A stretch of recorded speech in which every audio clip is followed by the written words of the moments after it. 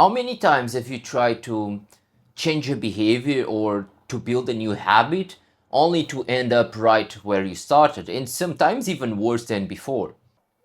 Over my 14 years working with people as a psychologist, I've seen this pattern countless of times. People start highly motivated, they stay consistent for a while, but then they relapse into these old patterns. And the main problem is that with every failed attempt, their confidence starts to decrease. They start to question themselves, and they start to believe that they are the problem, that change is hopeless, that maybe this is just who they are. But in most cases, the problem is not the person. Science shows that there are 5 psychological stages that are involved in changing any human behavior. And in this video, I'm going to walk you through each of those stages. I'm going to show you the hidden traps that each one contains, and then I'll give you the exact actions that you need to take in order to move forward without always falling back into these same old cycles. So let's get into it. These are the 5 stages of human change behavior, or also known as model of change. Number 1 is called pre-contemplation. This is where someone is completely unaware that the problem exists, or they are unwilling to even acknowledge that it is a problem. There is zero awareness and therefore zero readiness to change. And I'll give you a personal story. For years, I worked with alcohol and drug addiction, and the pattern was almost always the same. I would ask them, what happened that led you to being on the street? And some people, despite drinking 1 liter of wine every single day for the past 10, 15, or even 20 years, they would say things like, oh, this is fine, or I just enjoy it, or I'm in complete control over how much I drink. And they genuinely believe this because they had zero awareness of their addiction. For them, it wasn't a problem. So, how are you going to change something that you don't see or that you don't recognize as a problem, or even if you recognize, you don't even want to do anything about it? And that's the problem in this stage, because if the person does not recognize the problem or the need to change, no amount of information will ever make them change. And we can also see this in our relationships. I once had a client that told me that his partner was telling him, every time that you are frustrated with me, or every time that you are angry, you become really mean in the way you speak to me, and your demeanor changes, it becomes very aggressive and very violent. But someone in the pre-contemplation phase, they will immediately dismiss it. They will start, it will often tell me, oh, she's just too sensitive, or she's just complaining too much, or one time he told me, oh, she's projecting her own stuff onto me. And like there was zero awareness and even openness to even consider that maybe, just maybe, he was actually doing something wrong. So he refused a feedback, and after a while, guess what? They split up. And in the next relationship, the same happened. After the honeymoon phase, he would come and say this new partner was basically making the same comments, and instead of trying to investigate, listen, and trying to understand why are both complaining about the same, he would often just diffuse. He would label woman as too sensitive. But finally, on the third relationship, and obviously after a while of doing therapy, the third relationship gave him the exact same feedback as the 2 previous ones. And finally, he realized that the only denominator factor present in all those 3 relationships was him. And that was the first crack of awareness. That was when he finally was able to move from this pre-contemplation stage into the next. Contemplation. So in this stage, something important already happened. The person now has awareness that there is a problem, or at least there is something that should be changed. But they are still not fully convinced that it is a real problem, or that they should do something about it, or even that they can do something about it. In this stage, it's where ambivalence starts to show up. You are not blind anymore, like in the pre contemplation stage, but you are also not fully committed either. You are you are standing in the doorway, you are holding the handle, looking at the possibility of change, but you are not stepping through it yet. This is also where your mind often starts debating itself. All the objections, all the doubts, all the self-limiting beliefs, they start to surface. Things like I don't think I can change, or I have always been like this, or I don't even know if it's worth the effort, or a common one, people should accept me as I am. And these thoughts start to show up because the brain is essentially doing what the brain does, which is every time that we are challenging any familiar pattern, it starts to protect our whole identity.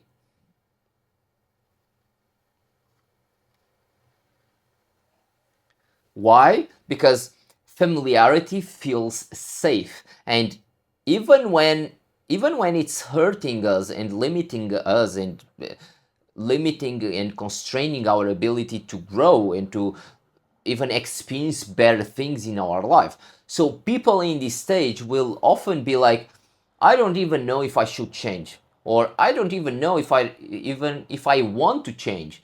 I know that this behavior is not helping me, but this is just who I am. So they acknowledge the problem, but they don't have emotionally crossed the line into full commitment. And that's why nothing changes in this stage, because the person is stuck between two internal voices. One saying something needs to change, and another one saying, I don't know if it's worth the effort. I don't know if we can even do something about it. This stage is all about internal negotiation. And once this inner conflict reaches enough emotional weight or pain, that's when finally the person is able to move to the next stage, planning. So in this stage, the person already recognizes that there is a problem. They accept that there is a need to change, and they have also made an internal decision. They are saying, I'm going to change, and I'm actually doing this. This is the stage, or the first stage, where intention becomes direction. So it's where people start researching the gym that they are going to join. It's when they start to buy books to learn about a specific subject. It's when they start to watch YouTube videos. So in essence, is when they start to look for a therapist, so for a therapist, so that they start the therapy sessions. So in essence, it's when they take the first action towards doing something about changing a problem or a behavior. So people in this stage, they feel very energized, they are very driven, they are very hopeful, and that's all wonderful and fantastic. But it comes with a very common trap: productive procrastination, which is one of the most deceptive psychological traps that we can fall. And I am completely guilty of this one. So here people get dopamine, they are rewarded, they feel accomplished from basically all the planning that they are doing, so from all the research and from all the preparation. So it feels like they are making progress, which emotionally is very rewarding and comforting.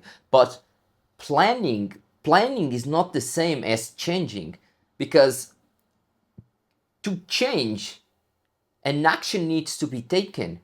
And here we are just taking actions that increase our knowledge, but don't really change our external reality. So people here will often end up in cycles of making more spreadsheets, watching endless hours of tutorials or YouTube channels on how to do certain things. They will obsess over gear and what is the gear that they need to buy, what is the specific routine, what are the schedule that they need to take. They create 10 step plans, so they keep stuck in this cycle of just one more piece of information, just refining a little more the strategy, and without even ever taking an action towards changing the behavior. They do all this without ever pulling the trigger, so they confuse motion. And when I say they, I'm also including myself into that category. So we confuse preparation, thinking, and organizing with progress, which is actually taking the first step. So we feel productive, but nothing is changing. And this happens because research and preparation is way safer than actually real action in the world. So the brain, our brain, tricks us into this because doing more research and doing more preparation, more planning, instead of just taking, feels safe, it's way safer for our brain than actually taking our first uncomfortable and courageous step. So what we need to do in this stage is to, if we look at the business, there is a concept called minimal viable product, which is the minimal viable product that we can launch something into the marketplace. So here is kind of the same idea, which is we need to gather the minimal viable information in order for us to start. We need to decide on a simple starting point. There needs to be an anchor, a deadline. We need to reduce friction, and we need to actually commit to the first step. And then just do it. And I know this sounds all amazing, and it's way easier to say than to do it, but it's the reality. We need to commit to that first uncomfortable and courageous step. And only then, when we take that first step, when we actually start the thing, only then we are able to move to the next stage. Action.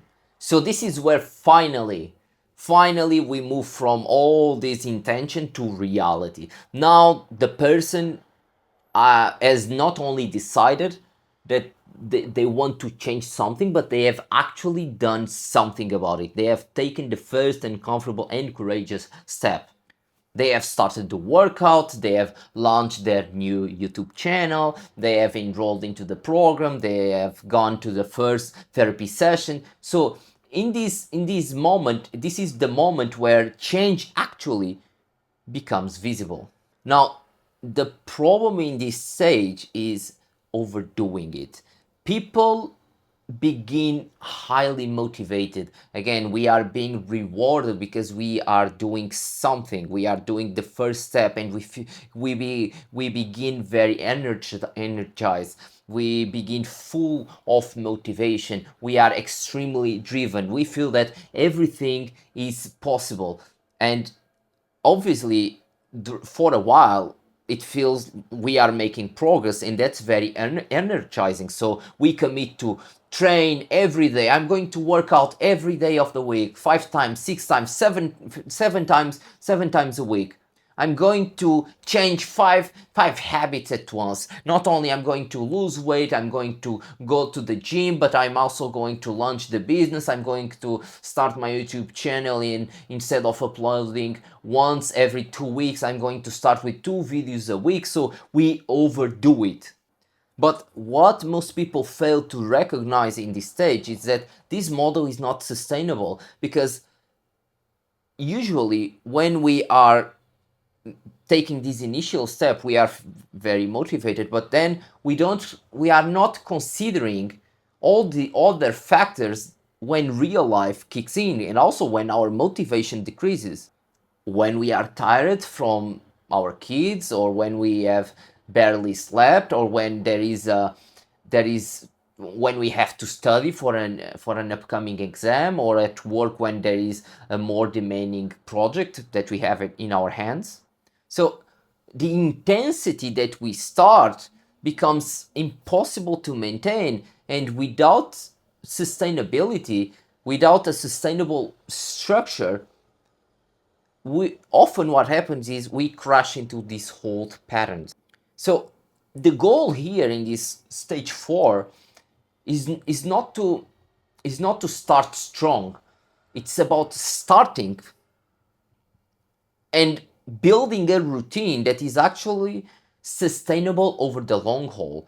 The goal here is consistency over intensity, is to find a realistic routine, is to be able to gradually increase our difficulty, is to be able to adjust these new behaviors that we are putting in place into our real life constraints. The idea is to build small wins but that compound, because the real truth is anyone can start, but the real game, the real accomplishment is when, or the real skill is learning how can I keep going when motivation decreases, when everything seems to be on fire around me, and I'm still able to commit and to do what I want. That's when we are, and when we are able to do that, that's when finally we move to the next stage, maintenance. So this is the stage that everyone wants to reach. This is where you have already pushed through that initial resistance. This is where you have already gained some momentum. You have now been able to do this new behavior for a while, and it starts to become easier. So in this stage, something that used to feel forced or even awkward when you are doing now gradually starts to become more natural, and eventually kind of semi-automatic. So if in stage 4 we still felt like very intentional and that we had to put a lot of effort, where just imagine that you are learning, I don't know if you guys have ever learned how to play an instrument, but like when you are learning to drive, like every time you are learning something, like you have to think, consciously think on what are your fingers doing, where are you going to put your feet. You have to basically over focus on every single step. But in stage 5, in the maintenance, these movements start to become more unconscious. Now your brain is building new neural pathways that make this new behavior more automatic. And this is exactly why this stage, maintenance, also comes with a very common trap, which is we become too comfortable. Now that the behavior feels easier, that we start to relax, we start to let go of the structure, of the systems, of the supports that we had put in place in order to help us to perform the new behavior, or to the accountability that we even had to allow us and to help us to perform more regularly. So we start thinking, oh, maybe I don't need my trainer anymore, or I've been consistent for many months now. I think I can handle this. Or I don't need to be tracking or journaling or need accountability, external accountability anymore. And this is where most people will fall back into their old patterns, because they start to underestimate how fragile these new habits and behaviors still are, even when they already feel very easy. This is where most people will fall back into their old patterns, because they start to underestimate how fragile these new behaviors and these new habits still are, even when they already feel very easy. So coming back to my story, in addiction recovery, this stage is critical. I've seen over and over where someone is sober for a while, for like over a year, and they start to think I'm recalling a specific story where they were telling me, oh, I'm fine now, like I can handle go back to my neighborhood, I can handle being around people that are drinking, it's not a problem, I've been sober for over a year, so now I'm in control.